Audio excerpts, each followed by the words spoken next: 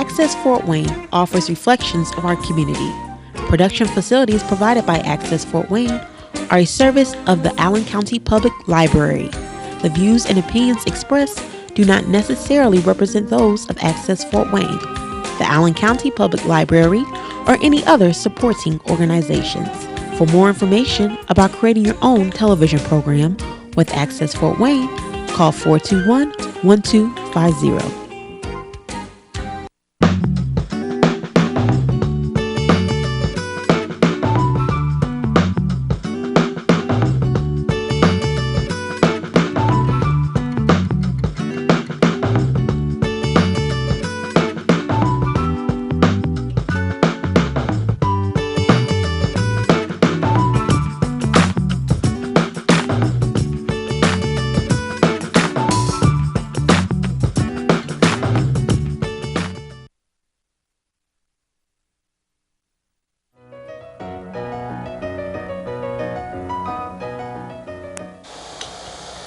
Every day the headlines fairly scream at us with news of terrorism, bombings, murders, which would suggest that we are a brutal and violent society.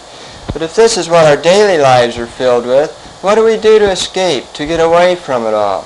Many of us turn to television, to news coverage, and to such programs as Beretta, Starsky and Hutch, Kojak, and many others too numerous to name, but all with one thing in common. They're all filled with blood and death. The more gory and gruesome it seems, the better. But is all this real-life bloodletting the fault of television? Does TV coverage and programming contribute to violence, or even cause it, or merely reflect it? Perhaps the answer lies somewhere between these two extremes, but we're still left with the one basic question. What is the purpose and responsibility of television?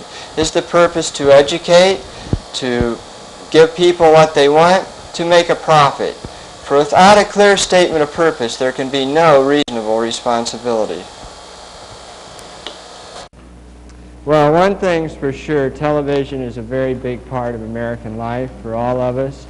And our topic tonight deals with a particular part of television, and not just television, but the entire media, and that, of course, is the attention that the media gives to violence, the emphasis, the glorification, and more than that, the connection, if there is one, between the violence on television and other media and the violence on the streets. America has become a very violent country, 20,000 murders a year. Statistics are alarming and increasing. We become a culture that is afraid. We're afraid to go outside, and what we'd like to explore tonight is what can we do about it, if anything.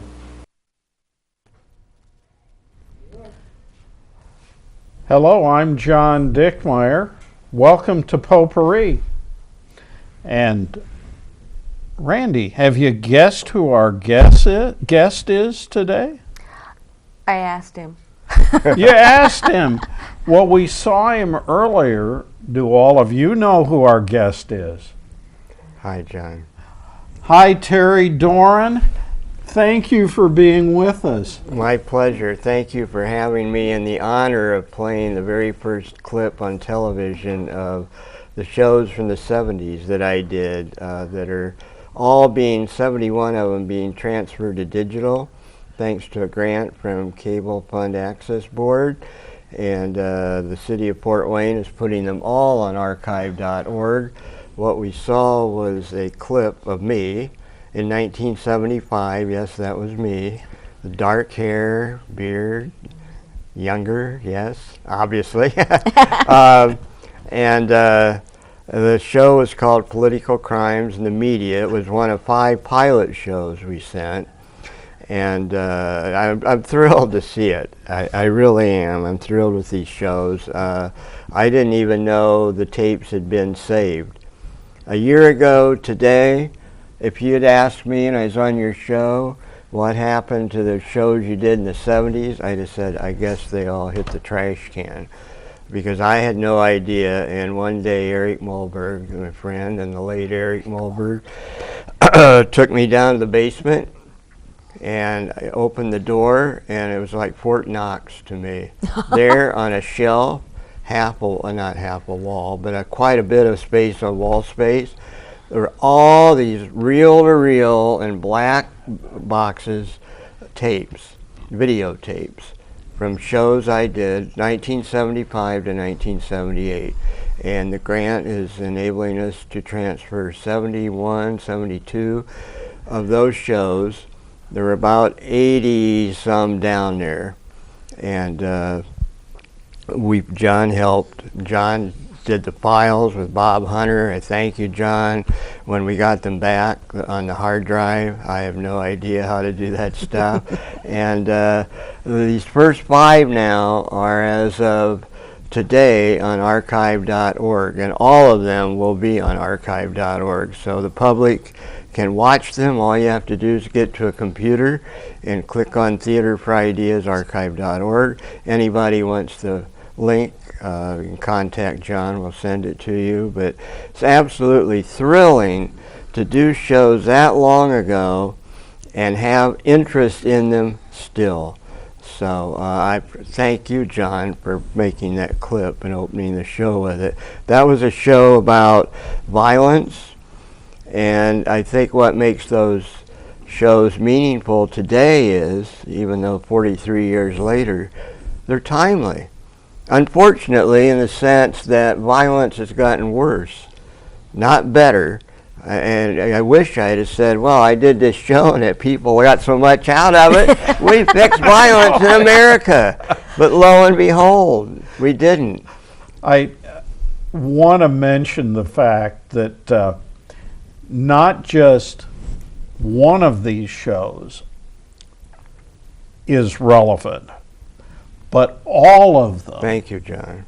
Of the pilot shows, the ones that we sent to be restored and to be transferred to digital media, there's a variety, but what I think we need to explain to our audience, that black and white is wonderful for the media that we extracted it from. Usually these reel-to-reel tape presentations were meant to be shown once, maybe twice, and then you get little flashes on the screen from every time they're handled, and they don't preserve well, because what happens is every time you play them, a little bit of the iron magnetic on the tape shears off. And if there's a problem with the recorder, then you might have something that appears across the screen, or you might have what they call a tracking error. Mm-hmm. Guess what? You don't get that on DVDs, and you don't get that on the media that we're using today. Right, it's a completely obsolete medium. It was only existed for about 5 years. I don't want to be quoted on that. Maybe somebody's still using it somewhere, but it's been replaced, 4 or 5 times. VHS, 3/4, digital. Now everything's digital. I was going to say digital tapes. Those are being phased out. So it's thrilling to know that, as John said, they actually transferred, because that's the second part of it. First of all, you had to have them. So I thank Access Fort Wayne and the Allen County Public Library for having the vision to save all those tapes. They're big too, so they're not like a little digital tape. They're pretty big and heavy, which actually is good in terms of preservation, because they were inside a box and then a cellophane wrapper. And as John said, they're reel to reel. What's another thing about that clip, And as far as I can remember, it's the only one out of the 70 that shows the studio we had at the time. You see the reel-to-reel decks there in the opening, where they would be threaded, and that's how they played. And they look like the audio reel-to-reel, you know, that a lot of people had back then. But these are video. And they're transferred at a place called George Blood Video in Philadelphia. And they're wonderful to work with. And Mr. Blood himself, the owner, talked to me and he said, from my experience, these will transfer. And he's right. The 5 have transferred beautifully. I mean, they're not perfect. That gives them their charm, I think. That there's a couple of them, like this show, has some lines through it. Not the whole show, like you saw, there was no lines there. There's lines, but maybe 5 seconds, then it'll play a half hour. But some of them have no lines at all. The other 4 are Windfall Dancers, which was dancing at the Central YMCA. There's a dance troupe from Bloomington that Liz Monet helped start, and then a year later, this was 78, she co-founded the Fort Wayne Dance Collective. And another one was It Can't Happen Here, Part 2, the discussion on the Holocaust. And the Jewish Federation was instrumental in putting that together. Then we have the one with Win Moses, Corporate Power. Mr. Moses was city councilman in 1975, and he fought I&M at the time, was buying out City Light, which was a Fort Wayne-owned utility company, and giving like very little for it.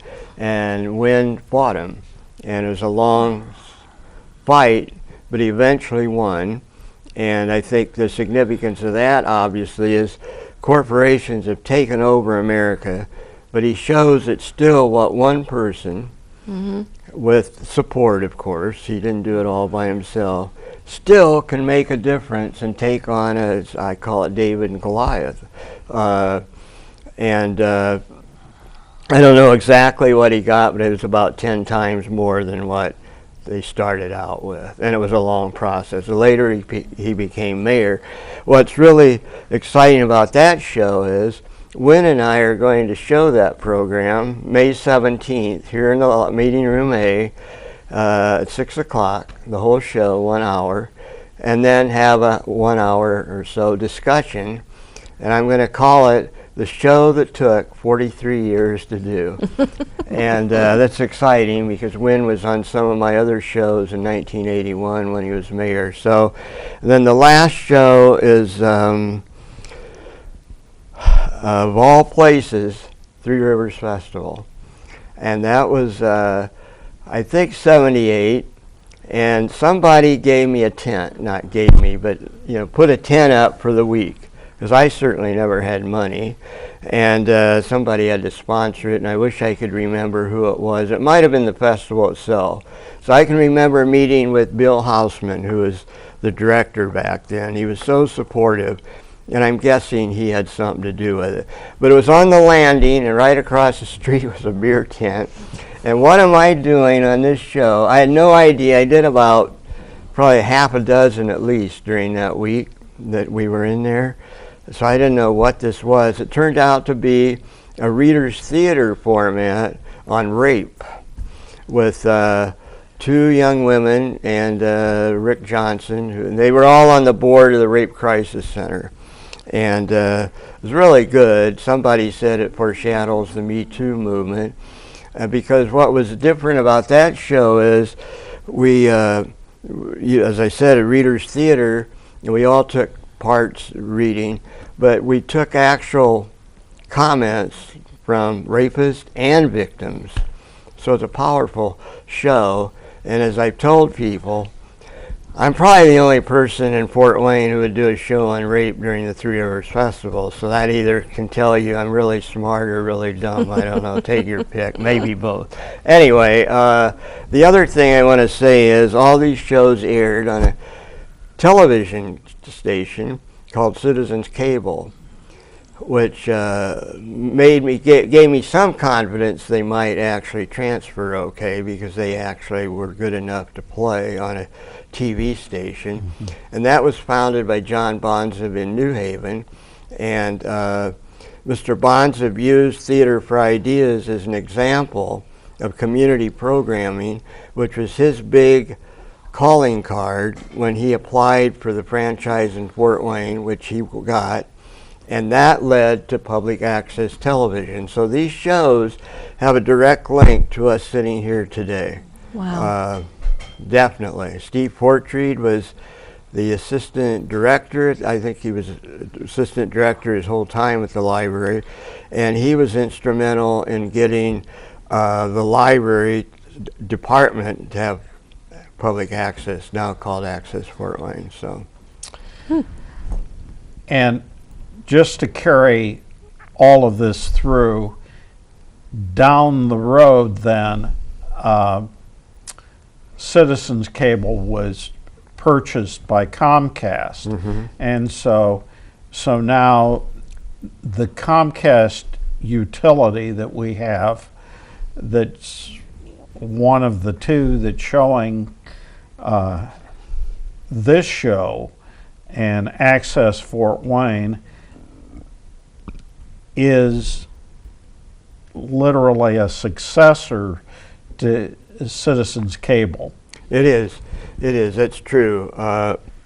John, as I said, had a vision that set him apart. Luckily, the people who reviewed agreed with him that community television is an important part of cable. And Fort Wayne, I think it's fair to say, has one of the strongest, best public access stations in the country. And it all started back with these shows. And I'm sure there were some other shows John played as well, but Theater for Ideas had to be the main one in terms of quality and quantity, at least. Yes. So I'm thrilled to sit here and see this come full circle, of sitting here doing an access show with you and John, you two, and having it play on your show. It's an honor, really. This is the very first clip on television. Wow. Well, let's take you back, because back in 1975, I was working for East Allen County Schools. And back then, in the building that I was working in, there was an auditorium, a wonderful auditorium. The first time I ever met Terry was I was at school late, and all these people came to the auditorium, and I had to stick my head in. And I stayed around for a bit, and I watched part of one of the Theater for Ideas. Opened my eyes, and as a teacher back then, I was amazed that there were people in this community that would discuss topics in such a frank manner back then in 1975. Yeah, I've been told I was ahead of my time. I've been told other things that aren't even quite as nice as that, so I don't mind being told I'm ahead of my time. But I remember that series well. A lot of these shows were funded by the Indiana Humanities Council, and were 4-part series. The one that John's talking about was a 4-part series on victimless crimes, and the one that stands out is one I did with Herb Cole, who's a famous educator. John, probably being a teacher, knows Herb Cole. 36 Children, The Open Classroom, and we became friends because right around this time, a little bit before these shows, I created a school called the Fort Wayne Folk School. That school led to Theater for Ideas. In fact, these shows all say the Fort Wayne Folk School presents Theater for Ideas. And out of those classes, which had full-time students, you had a show right before me with alternative medicine, in the sense of a different way of pain, a different way of being treated, which I applaud. And I applaud you guys for giving audience to these kind of ideas, because America needs alternatives for sure, and to a lot of things. And those classes had full-time students who couldn't handle public schools, just couldn't, for whatever reason. And they came to the folk school, and we had a curriculum, kind of informal curriculum. That's what made it work. I mean, that's the alternative part to it. Now, granted, I couldn't have had 2,000 kids like some of these big schools and made it work, but you have a half a dozen, 10, 12, it can work. And but we also had classes. So, for example, if you wanted to teach a class on jewelry making, or John wanted to teach a class on, teaching public school, history, but not in a public school, and the classes would meet on riverbanks and people's homes, all over the place. And it was wonderful for about 2 years, and then it fell apart because we didn't have money. But out of that grew the women's movement. And when I get credit for starting these things, I'm quick to say, I'll take credit for having, like John said, the vision of putting shows together on topics that people often wouldn't talk about, and come in public and talk about them.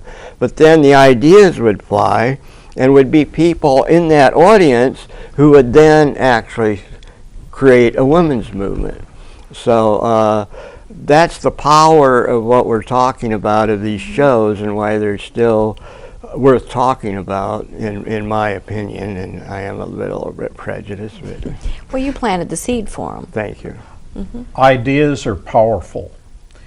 And if we don't talk about the ideas that we have, what happens is that nothing ever happens. We have to begin by talking and sharing ideas, and then things start to happen, because there's sure to be someone in the audience that has the initiative to get things rolling and to get moving with some of these things. And we've given you some examples of things that have happened.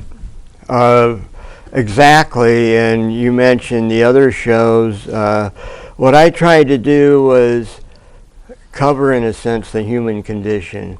Sometimes topical shows like rape, although I introduced that show by saying 10 years ago this could never have been discussed because there was such a taboo. But loneliness, sexuality, crime, violence, things that are just always part of the human condition, and then often tie them with something timely, like when Moses' corporate power in that sense. But it was a different time, sitting and talking. I'm thinking part of it was there was no Facebook, there was no internet. I wonder, how did I contact all these people? You probably I had to use a telephone or go talk to them, or actually type on a typewriter a letter, because nobody could read my handwriting, find an envelope, and then you had to have an actual address, not just an email address, and a stamp. So, but I think the fact that people didn't have that technology to come together, they came together in person, and that's what made, as you say, the sparks fly. The absolutely ideas exchange. The sparks have flown today, and we appreciate your being with us, and we appreciate all of you being with us. We hope you've enjoyed our program. I'm John Dickmeyer, and this has been Potpourri.